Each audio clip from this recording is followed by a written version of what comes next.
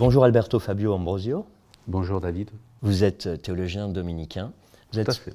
spécialiste de la religion et de la mode. Ouais. Et avant de parler de votre tout dernier livre, Mode et religion, pour bien comprendre l'application et l'intérêt qu'il y a à se pencher sur la Bible comme sujet de mode possible, vous avez publié tout récemment une exégèse de la tunique sans couture que porte le Christ lors des 3 jours de sa passion.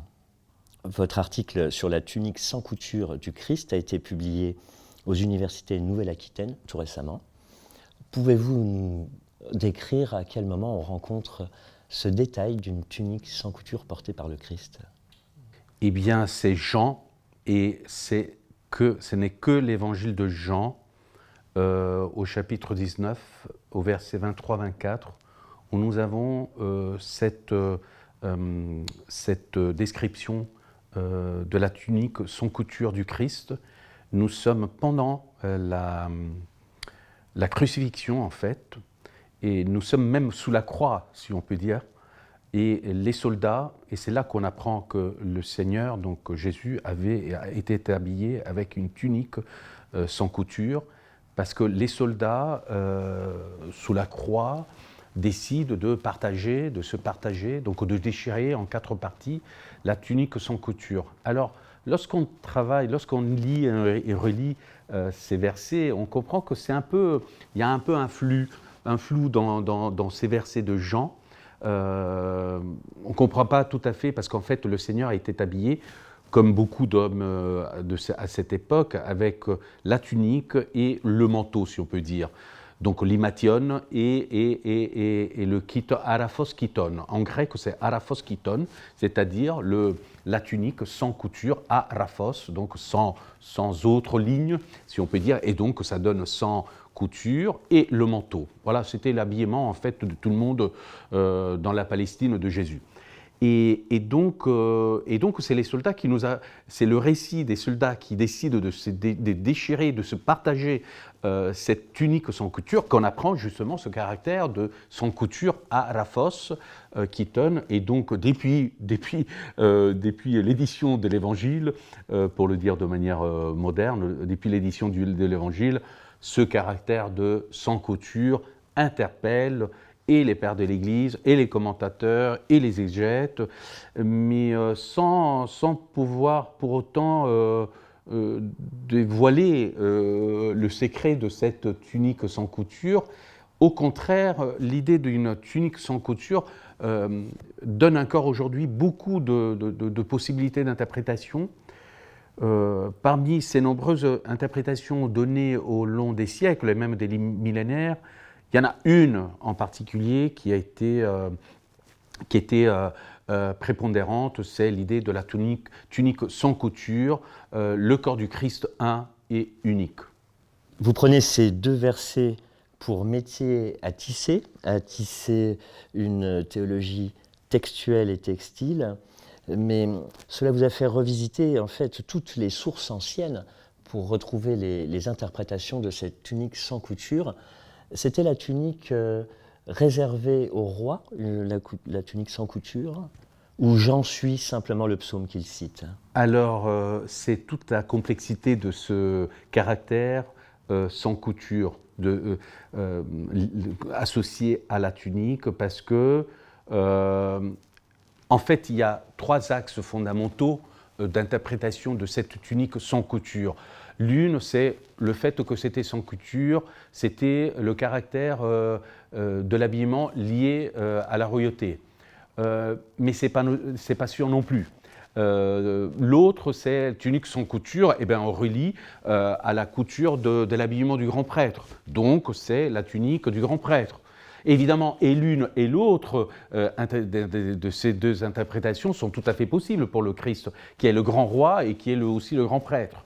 Alors la troisième, elle est plus dans la métaphore, hein, donc on va vers la métaphore et on se dit que comme Christ est un et unique, eh bien aussi son corps, donc l'Église, les chrétiens, doivent être uniques. Et donc, depuis plusieurs siècles, et même à partir du XXe siècle, ça devient vraiment une constante, c'est-à-dire la tunique sans couture, c'est vraiment l'idée que l'Église doit être une seule, et plutôt que comme le Christ prie que tout soit un, et bien ainsi que les chrétiens doivent être unis, comme cette tunique est une seule pièce. Oui, vous citez les pères de l'Église pour cette tunique sans couture, symbole de l'unité de l'Église, Cyprien, Alexandre, Athanase.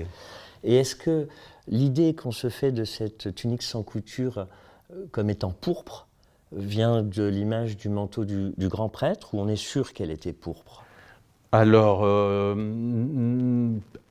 ce qui était pourpre, c'était sûrement la chlamyde que les soldats mettent au-dessus des épaules de Jésus lors du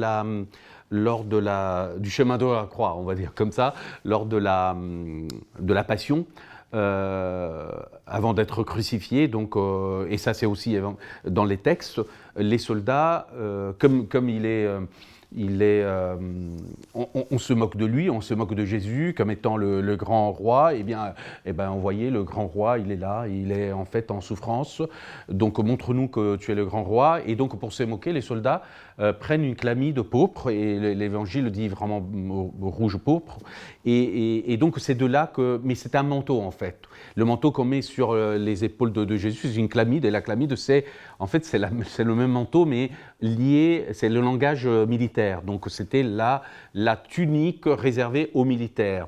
Et donc là, c'est une moquerie en fait. Mais l'Évangile nous confirme et nous témoigne de cette chlamyde pourpre. Mais c'est vrai qu'après, il y a un flou entre la chlamyde, ou un flou plutôt un flou dans l'interprétation. On commence à mélanger. Pourquoi on commence à mélanger? Parce qu'il faut dire ce qu'il est. C'est-à-dire que dans le christianisme, on fait attention aux vêtements, mais pas tant que ça. Donc tout ce qui relève de l'habillement, du vêtement, facilement, depuis les premiers siècles, est considéré comme étant frivole. Et donc, que ce soit une chlamyde, une tunique pourpre ou pas, c'est pas si important que ça. En fait, la tunique était plutôt probablement de lin, et qui fait référence aussi à le fait qu'elle soit sans couture. C'est tout simplement, alors d'après les études historiques, les études dans le textile, c'est que la chemise telle que nous la connaissons aujourd'hui, c'est à l'origine un habillement, un vêtement qui vient d'Iran. Et probablement, à l'époque de Jésus, on a les premiers prototypes de ce type de chemise qui n'était pas justement encore cousue, qui parvient aussi en Palestine. Et donc, on pourrait émettre, au point de vue là purement textile, que cette tunique sans couture, en fait, c'était ou bien comme une toge des Romains, donc on n'avait pas besoin elle était fermée mais par une pince, ou bien cet autre type de chemise qui venait plutôt du monde iranien de l'époque. Donc en fait, en soi et pour soi, probablement, elle n'a rien de spécialement intéressant, cette tunique sans couture, sauf que, comme Jean nous l'enregistre dans l'Évangile, ce caractère reste toujours énigmatique. Donc, si, au point de vue textile, on pourrait résoudre assez facilement qu'il n'y a rien d'énigmatique parce que c'était comme une toge, donc finalement une toge c'est un tissu, une seule pièce de tissu, et donc sans couture, mais fermée grâce à une épingle, on va dire comme ça. Au point de vue métaphorique et théologique, on ne peut pas dire que Jean ait pris le temps de s'amuser à dire c'était sans couture, parce qu'à l'époque on pouvait s'habiller sans couture. Donc ce détail, qui n'en est pas vraiment un, est fondamental pour nous faire réfléchir sur la théologie en fait de la tunique sans couture. Oui, vous citez le théologien Alexandre Vinet qui disait la vérité est sans couture, comme la tunique, comme que la Seigneur tunique est sans du Christ. couture. Le pape François, là c'est vous qui le citez, a mentionné également la tunique sans couture et la hisse au rang de symbole de toute la nature créée, unifiée. Oui, et c'est là que ce que je disais, c'est que ce caractère va bien au-delà du fait purement textile. Et il dit en fait l'unité de la nature, comme dit le pape François, qui cite à son tour dans l'encyclique Laudato Si, il cite à son tour le patriarche Bartholomée, donc orthodoxe, grec orthodoxe, qui lui étant depuis très longtemps attentif à la question écologique, il en parle aussi dans ses écrits. Eh bien, la tunique sans couture du Christ devient le symbole, voire la métaphore de l'unité de la planète, des êtres humains avec la nature tout entière, étant les êtres humains aussi partie de la nature. Donc, en fait, la nouveauté de l'interprétation de Pape François, à la suite du patriarche Bartholomée, c'est de faire de cette tunique sans couture un symbole aussi de l'écologie. Vous étudiez, pour tisser une théologie de la mode et du vêtement, le réel, le textile, le texte, le symbole, et puis vous développez une pensée comme support de métaphore, et vous proposez une troisième ligne d'interprétation de cette tunique, c'est la ligne christologique. Le métier à tisser du Seigneur, c'est sa passion sur la croix, le fil, c'est la grâce, la navette, le verbe. Tout à fait. C'est une allégorie, ou bien pour vous, la tunique sans couture est vraiment une métaphore de l'incarnation? La tunique sans couture est à la fois une allégorie. Cette explication allégorique revient déjà au 1er siècle de l'Église. Le cas échéant, le parallèle avec la navette, le fil, le métier à tisser, c'est d'un des premiers pères de l'Église que je n'ai fait que commenter en fait, parce qu'il est tellement étonnant ce texte qu'on peut se demander pourquoi un texte pareil. C'est dire en revanche à quel point le textile était un élément fondamental encore pour les pères de l'Église pour comprendre la révélation, pour comprendre la théologie contenue dans la révélation. Mais en fait, ce n'est pas seulement une allégorie. Donc, on peut en faire une allégorie de cette tunique sans couture, telle que ça a été fait par certains des pères de l'Église, et telle que je la reprends aussi. Mais en fait, c'est encore plus. Ce n'est pas seulement une allégorie, mais c'est une véritable théologie. C'est comme j'ai commencé à définir et à écrire. Avec discrétion, une christologie textile en fait. Donc il ne faut pas s'arrêter à l'allégorie qui est fondamentale, mais aller jusqu'aux questions fondamentales de théologie. Et donc à ce moment-là, le fait que Jean enregistre dans le texte qu'il s'agit d'une tunique sans couture, ça ne peut plus être que de l'allégorie, mais c'est que ça touche au mystère de l'incarnation et donc à la théologie de l'incarnation. Thomas d'Aquin, dites-vous, prend cette voie, théologise cette tunique qui symbolise la charité, selon lui, dites-vous, charité qui seule relie à la fin ultime. Et puis vous nous aidez dans cet article tout récent à faire le pas théologique supplémentaire, cette fois en convoquant le reste de la Bible. Alors il y a le manteau d'Élie, la Kabbale juive, la tradition soufie. Absolument. Quel est le secret du vêtement que vous nous expliquez dans cet article? Le secret de ces vêtements, c'est un secret. Alors, je convoque évidemment les autres spiritualités, voire les autres religions, pour montrer que déjà aussi dans les autres religions, le manteau n'est pas un élément anodin parce que c'est le manteau de la bénédiction. Le cas échéant, pour ce qui est du christianisme, de l'évangile et de ce détail qui n'en est pas un, comme je disais tout à l'heure, donné par Jean, c'est-à-dire la tunique sans couture, eh bien c'est le chiffre de l'incarnation. En fait, Augustin Augustin, lui, il va jusqu'à dire que la meilleure explication du mystère de l'incarnation est dans l'habitus, c'est-à-dire que le vêtement est la meilleure explication de ce qu'est l'incarnation, c'est-à-dire Dieu ne change pas avec l'incarnation, mais il prend une nature humaine, la forme humaine, et cette forme est celle, comme si c'était celle d'un vêtement. Le vêtement ne change pas la personne, cependant, elle s'adapte à la personne. Ainsi, Dieu ne change pas par le fait d'avoir assumé sa nature humaine, la nature humaine, excusez-moi, cependant, il s'adapte à cette nature humaine.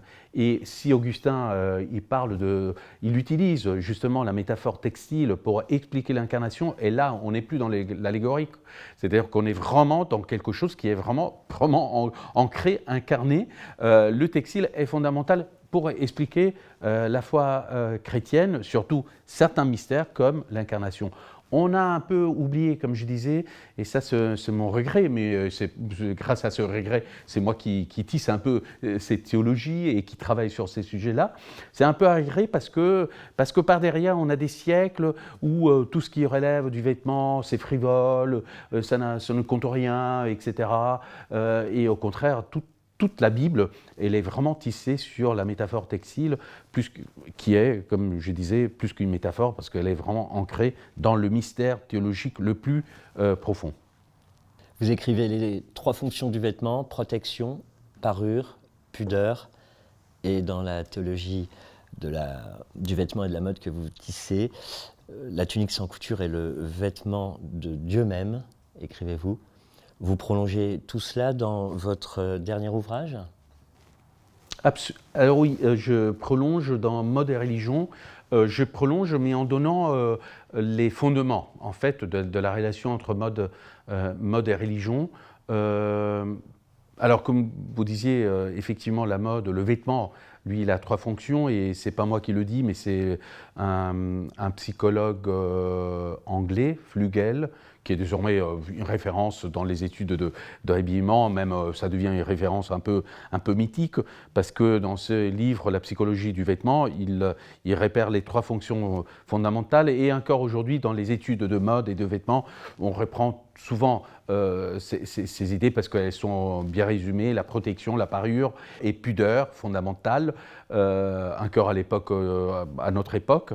Eh bien, donc ces parties-là, ces fonctions-là restent importantes, voire fondamentales, mais dans Mode et religion, j'ai voulu mettre en lumière, déceler, dévoiler quelque chose qui me paraît extrêmement important, c'est-à-dire que tout ce qui a trait aux vêtements et surtout dans le contexte de la mode, et j'explique que la mode, depuis l'époque moderne, elle est un système, c'est un système sociopolitique, socio-économique et politique, alors que dans les époques plus anciennes, c'était un système textile, avec l'apparition de ce que nous appelons mode.